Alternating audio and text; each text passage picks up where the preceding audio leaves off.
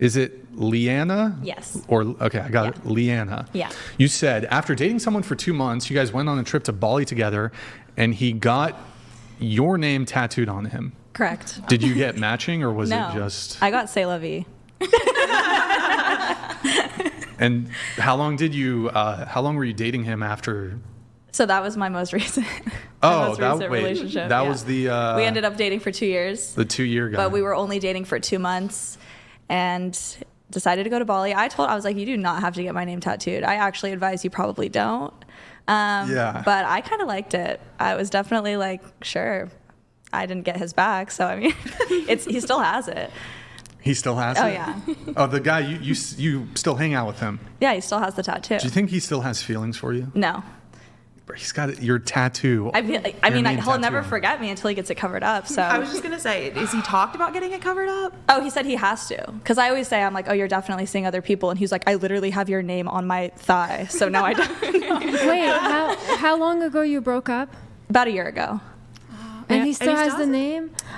Wow. Maybe he does still love me. Do you guys talk still like regularly, or do you They Kind of hung- regular, yeah. You guys hung out yesterday. Yeah, we hung out yesterday. Oh, that's the one from yesterday. But I always roast him for it. I'm like, yeah, you still have my name tatted. Oh my goodness. I mean, he made that. I told him not to get it. That's. Is there like a heart around it, or is it just the name? It's just my name in cursive. Just text. Yeah, Okay. just Leanna. And Capital has A he? everything. I mean, you guys been separated for a year. Has he dated other women? Yeah, definitely. Like, seriously? And like, has he told you, okay, I was on this date with this girl, and she saw the tattoo? Like, has he relayed to you stories about the tattoo as it relates to dating new and other women? I haven't really asked. It is on his thigh, so maybe as long as his pants stay on, like he doesn't have to tell people. But yeah, I don't know. I haven't asked. That's a good question, though. Maybe I should ask. Well, I'll give my perspective on this. If I'm gonna be dating a girl, and she has another man's name tattooed on her, I don't think I could date her. Like, she could be like, he's dead. Oh, no. I haven't talked to him in 10 years. Okay. I'd be like, you got to get. I can't do it. Mm-hmm. Where it's on the thigh. Yeah, you it's said? like in front, like in his, like on his thigh. I suppose like the location would also impact it too. Like if it was like on the pubic, like on the hip or on the butt. Oh. No way. I should have told him to get it on his butt. That would have been funny. Oh, wait, would he have done it? I mean, yeah, he was pretty in love with me at that time, so maybe. 2 months? Wait, 2 months in? It's a red flag. Yeah, I don't know. Well, guys, we're not together anymore. Warren, how many? Do you have a tattoo of any I tattoos? have one tattoo, and it's North Carolina. North Carolina. Yeah, North Carolina. Right Okay, there you go. Rock and roll. My home state. Warren, when you were single, do you think would it have been a red flag for you if you were going on a date with a girl or interested in pursuing something with a girl, and she had a tattoo of another dude's name? Any name, no offense to anyone if anyone has a tattoo with a name, but I just think it's tacky because like what caused you to arrive at that thought process where you're not thinking like ahead to where this could potentially go sideways and this is a tattoo, so it just causes you to question the wisdom of the person. Hence why I got C'est La Vie. Well, you were the smart one. We were getting tattoos, one, and I was right? like, yeah, I'm gonna get C'est La Vie. He's like, I'm gonna get your What name. does I was that like, mean? Say like, It's like that's life. Like life, something like that. Yeah, it's like Who here has tattoos? Show of hands. So, Warren, boom, boom. No tattoos? No. Okay. All right. Rock and roll. Would you find it objectionable, those of you who do have tattoos, if a guy didn't want to date you because of your tattoo or tattoos?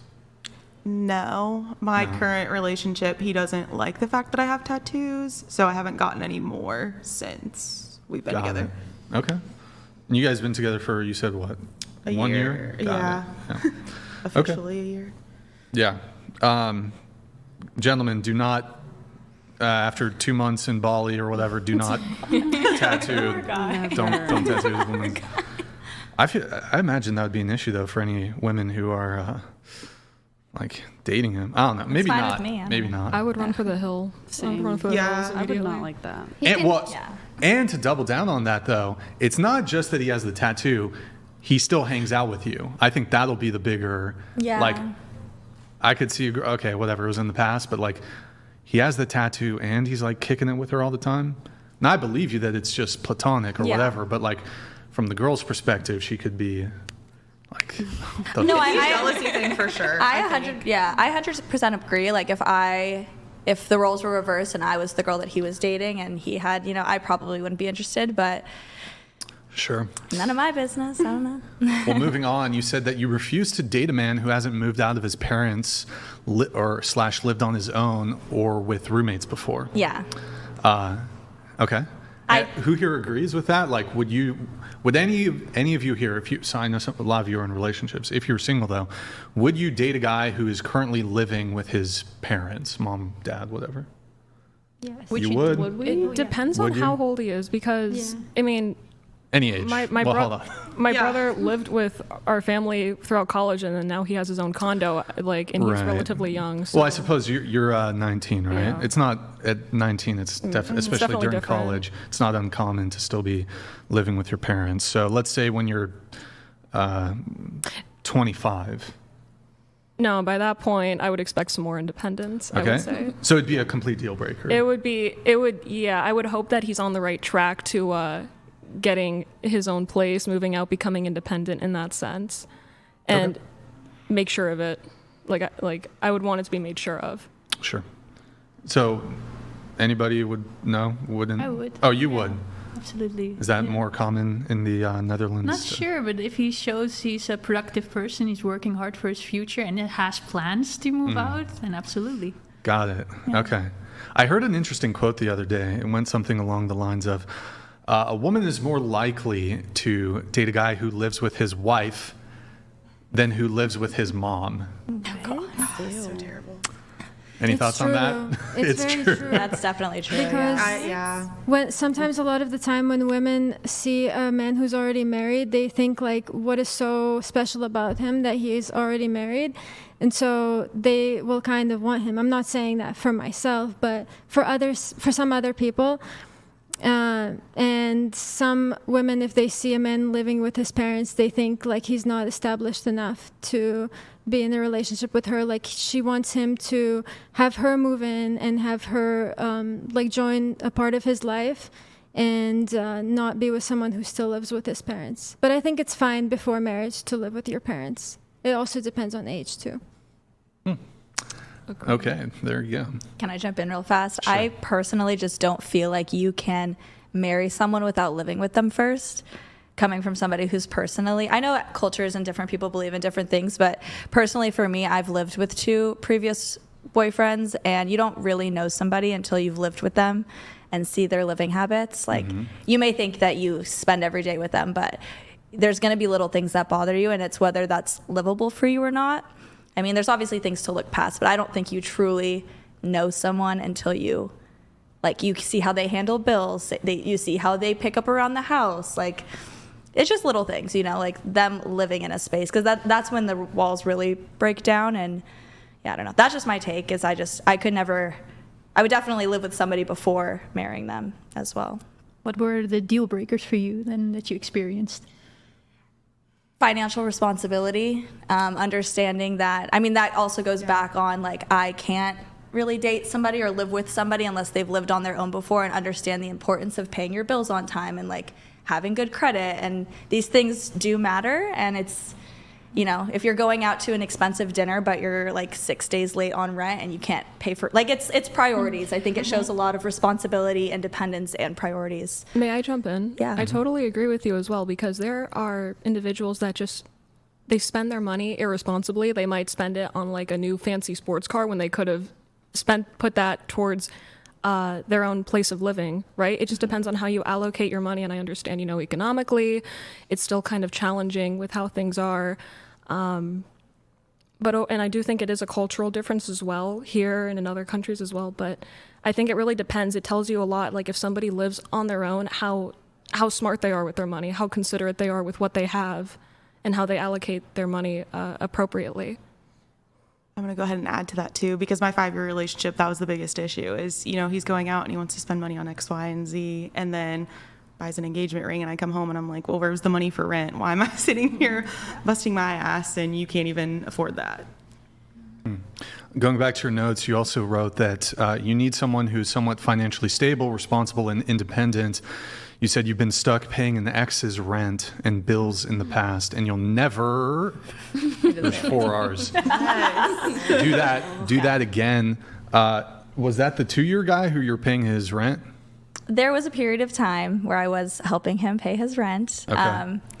We get along now and things have been smushed, but I think that that's a big thing where I understand like losing a job and things get tough, but I just think that moving forward, I've realized now that I need to put my foot down a little bit better about that. I tend to just want to help people, but like paying someone's bills and rent is not fun. And How much was his rent? his portion was like $1,600. Oh, you guys were living together. Mm-hmm. I see. Okay, so living together. Yeah, living together. So that's what it was, is like we were under the same lease. So it's not like I was just paying his rent at his separate apartment. Like we lived together, and unfortunately, like he lost his job, so I was helping pick that up. But I think sometimes people can, I don't know. I just think that moving forward, I just need to make sure that like I'm not getting taken advantage of. I'm not saying that he necessarily did, but I just think in the future, like, I don't know. I just need somebody who's used to the financial burden and has a savings for when situations like that happen. Like obviously things happen, people lose jobs, and life isn't always predictable, but maybe just having a backup plan so that you're not always just leaning on the Relying on person. somebody Yeah. else. Was he Like it's- employed? What was that? Was he employed? So he lost his job, and that's when I started. Oh, okay. Yeah, so supporting him. But I just think as I get older and I'm looking for somebody to be with forever, like of course you're going to help each other out, but it can not become a habit or something like that. What was the period of time that you were, I guess, fully supporting him by paying for rent and stuff? I'd say like 3 or 4 months. Okay. And were you frustrated by that? I think, yeah, it gets a little frustrating after a couple months in because, he's of course looking for jobs, and I understand it's not that easy, but so you want to be supportive as a girlfriend and as a support system, but I'm not the richest person in the world too, so like it definitely just takes like, what's the word I'm looking for? It weighs heavily a little bit after a while, and you can't help but to feel a little frustrated even if they're trying their best. It's just something that I can't. Sure. I'm not your mom. Sure. Sorry. It It's hard. definitely puts pressure on a person when you have to feel like you have to take care of another.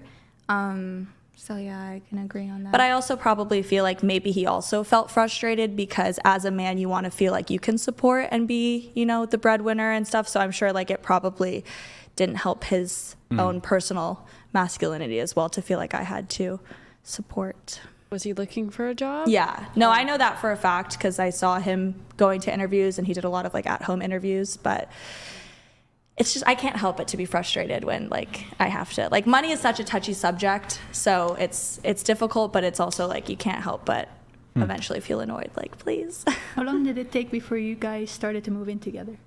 After a year. A year. Yeah. So after a year we moved into. Weren't there feel- already kind of signs maybe that he wasn't good with his money or anything? Not off the bat, not necessarily. We would go on really nice dates and really nice restaurants, but I just felt like maybe he had it like that. Like maybe it was just, Did But he used to pay for all of the dates? at the beginning, yes, for the first few months. I always feel like eventually, like I'm going to want to pitch into. Like I'm always, or there's been dates that I've fully taken care of. But at the beginning, he took care of all of them. And then obviously once we moved in together, it was a lot of split finances, of course, until I needed to help. But yeah, no, I've paid for dates, he's paid for dates, but I'd say the majority he paid for. To answer your question. All right. We're going to move on to the rest of the notes here. We're going to go to Alina here for a bit. Alina, you said femcells exist. I think we debated on that a little bit last show. Is your position still the same? I've done some growing, some maturing. My frontal lobe developed a little bit. And I think now the term like incel and femcel, it doesn't make sense because anyone can just, if they're so desperate, you can pay someone a lot of money to sleep with you. So can incel or femcel even exist at all? Because you can pay someone, you can save up the money if you're so desperate and pay someone. Well, I wouldn't even, as it relates to femcel, but I wouldn't even grant that to incels. What do you mean? Like grant that? Like, I wouldn't say, okay, so yes, incels could purchase a prostitute, but I don't think that's really getting at what they mean when they say they're involuntarily celibate. Like you wouldn't count prostitution, like paying for a prostitute, as an exception to that. No, I wouldn't allow that as like an exception either for femcel or incel. But it seems like it would apply more to incel. But it kind of relates more so to a non-transactional, although some people might argue that any sort of relationship dynamic has transactional components to them. But in this case, it's just like explicitly transactional. I think this more so applies to just the degree to which you can get sex absent like a transactional nature of the relationship. So like a genuine sexual desire. And I would say prostitutes don't have a genuine sexual desire to sleep with their paid clients. I suppose it's logically possible that a prostitute could enjoy the transactional sexual encounter, but I think you have to remove the transactional component from it. So, but in this case, though, what I think we disagreed on before, I guess removing whether incels or femcels could just hire a prostitute, which they can. Removing that argument, do you think femcels can exist? I think that even if you try so hard and after a certain time you find that guy who is willing to sleep with you, that up until that point you would be a femcel. Even if it takes you a few years or a few months, for that time, you would consider yourself a femcel, right? Because you're struggling to find someone to sleep with, whereas a woman who would not consider herself that would be confident that she can find someone right away.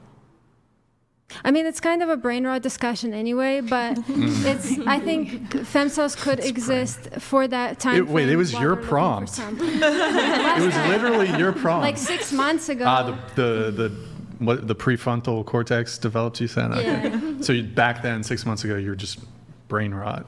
Yeah, Okay. 6 months ago I was pretty brain rot. But Okay, what's a non-brain rot convo you want to have then? Oh, I don't know. It'll come up, I'm sure. It'll come up. Well, then I'll quickly address this, then move it on.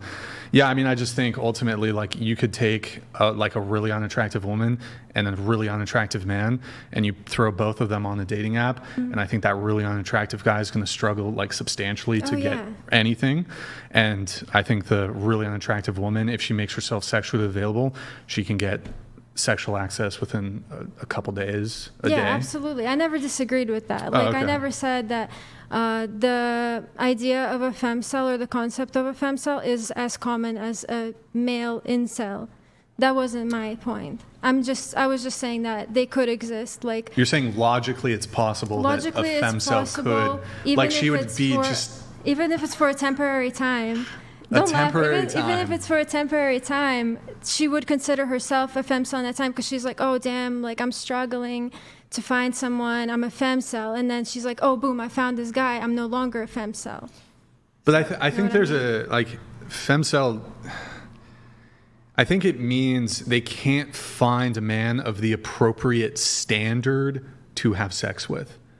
Whereas, like, incels literally cannot, like, they can't even get anybody, even if they lower their standards. Yeah. So I think women struggle to get relationships sometimes, but like, I don't think that this necessarily means they have trouble procuring like a one night stand or something. You can be really attractive and still struggle to get a relationship.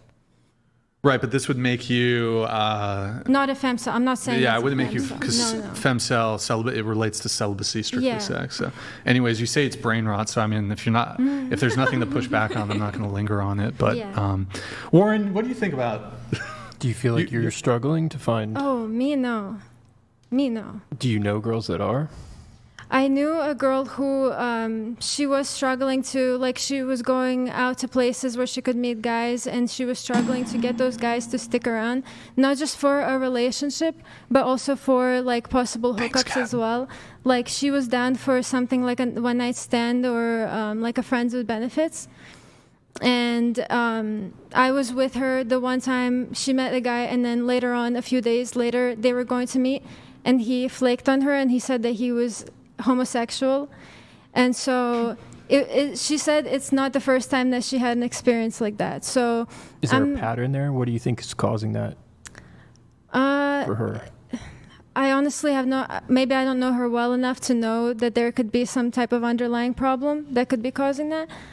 I think, women can get laid easier than men, much easier. I agree with that, even if she's unattractive. But there can be cases where a woman is just really struggling to keep a guy around, even for something like a friends with benefits, or even just for hookups, for maybe like something was wrong with her personality, or like how she is with him when they're hanging out together, like something just strikes like a red flag in him and he doesn't want to see her anymore. Could be something like that. Yeah. Do you want to tell? You actually were a femcel though. Me? At one point, right? Is that? I wasn't. No, never. Never. Never. Oh, okay. Anybody here ever identified as a femcel? First time hearing this word. First time hearing the word? Welcome to Brain Rot America. Has anybody here, like, I guess I could ask this. It's one of the questionnaires. I don't know if anybody, well, I'll just ask it. Does anybody here think it's more difficult for women to get laid? No. Yeah, okay. Yeah. That's pretty much it on that. Kat, thank you for the gifted 50 memberships. Really appreciate it. Let me pull up. There's one chat coming in here, so I'll just get it going. We have Lucas. Yo, Lucas, thank you so much, man. Call it a hunch, but Warren has been watching a bunch of James Sexton. Am I right? You know who that is, James Sexton? Oh, yes, I have. The New York City attorney, Yes, like he's family attorney, divorce attorney. Yeah, he has some interesting takes, and he's the one who made a very compelling argument around why get the government involved. It's going so well. It's like, Right. we're so happy. You know what we should do? Let's draw this up in a contract with the government, because they do so well. So are you getting? You said you're engaged. Are you going to get a prenup or? I don't think anyone should get married without a prenup, honestly. And this could be an interesting conversation. I know a lot of people think it's a controversial idea. That saved me in the sense of when I almost got married. She came from a very wealthy family. I was a school teacher, and her parents were pushing for, and I didn't care about I was like, oh, sure, I'll sign it. And there was all these family lawyers, and it pushed the process. But I realized having to have that conversation is what revealed what I would have been putting up with for the duration of being married. And I think it can lead to because if you can't have a conversation like that, it's just simply, you should be able to have a conversation like that and be like, we don't expect this to go bad, but this will simplify both of our lives. And I can understand, I guess, from a woman's perspective, if you're marrying for a certain reason, you might not want a prenup. I can understand that. But I don't think you should scowl at a guy if he wants to have that conversation. I guess everybody here at the table, there's quite a few of you who are in relationships. Let's say you were dating a guy, you guys were engaged, and then shortly after, you guys get engaged, whatever, he's like, BTW, want you to sign a prenup. Does it introduce a conflict into your relationship? Are you totally fine with it? Would you object to the prenup? Going around the table, starting with Felicity. Go ahead. One of the first times I was actually on the show, there was a woman named Alexa, and she was talking about what she thought of prenups, and she changed my mind about it. I think I would like a prenup. You would like a prenup, Yeah. Okay? Yeah, I don't think a prenup is a bad idea. I think it actually reveals a lot about a true person's colors, depending on how they react if you bring it up to them, right? Sure. And for me, I wouldn't mind, because I wouldn't be marrying somebody with only intentions of just, of their money or taking their money, right? You have to have pure intentions. Sure. Can I have you tilt your mic down just a little bit? What about you, Alina? I think I need to be more familiar with what's a prenup, like what is the details exactly of a prenup? It's an agreement so that if the marriage goes bad, which over 50% of marriages do, it's just rather than having the government come in and drag this out through a legal process and screw one of the two people over in the end, most likely, and cost you a lot more money, just by having this document, it's not even having you sign it, it's just having an agreement between the two of you. It's just, this is my resources going into it, your resources going into it, and this will be our resources during the marriage, and this is how we'll divvy it up. It can be as simple as that, and James Sexton does a great job of articulating what that can look like, and it's so simple. It doesn't have to, we have this idea of what it is in our minds. It doesn't have to be that. Is there different rules for someone who's not planning to work? Like, let's say a woman is trying to be a stay-at-home mom or something, question. and she doesn't really have resources going into the marriage, but her resources are going to be what the husband builds up throughout the marriage. It's a good question, and this conversation allows you to figure that out before making this legally binding contract that is marriage. People go to Vegas or whatnot, metaphorically, and enter into this thing without realizing what they've just done. There's no handbook, is James Sexton's description of this. It doesn't come with a handbook. And this just allows you to figure that out before doing it. Am I going to provide?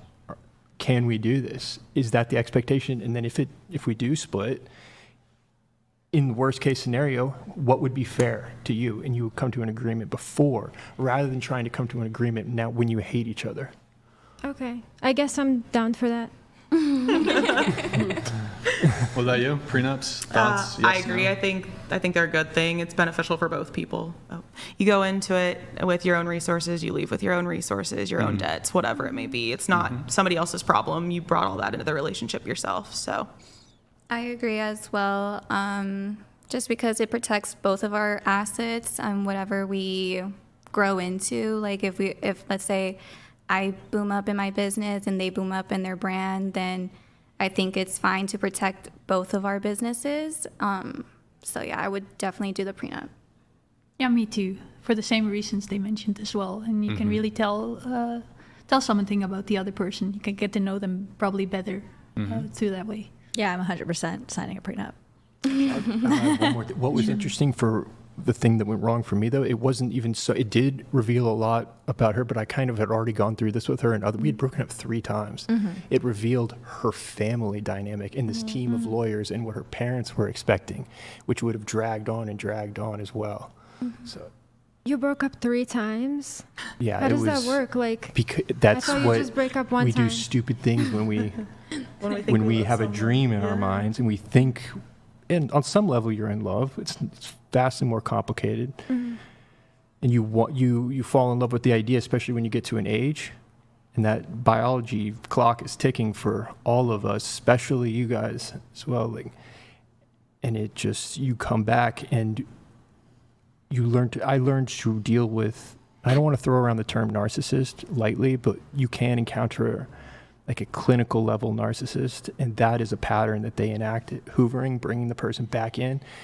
And even after, when this happened, I was like, "This is if you bail on this and blow this up, it's done. This is the 3rd time, and I know you're going to try and do it again." And 3 strikes, sure you're enough, out. I articulated that plain and simple, but they just can't. So learn to recognize that they're out there. Okay, cool. Let's see. We're going to get into, where is it? Chelsea. Chelsea, you mentioned in your notes one of the dating topics you wanted to speak on.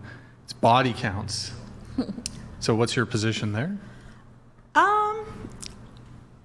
I would have to say that